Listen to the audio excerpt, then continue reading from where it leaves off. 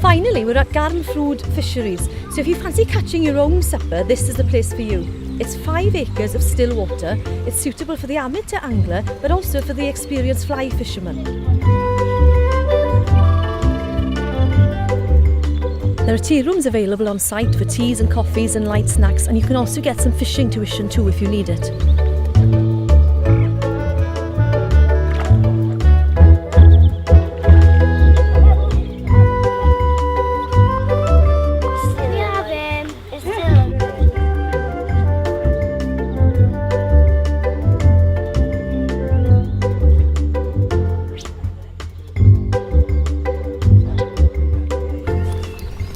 It's so tranquil here and such fun.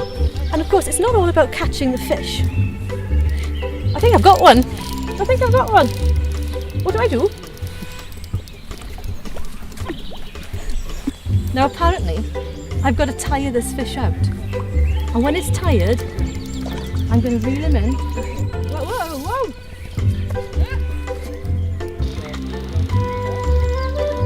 So how long do you actually need to do this for?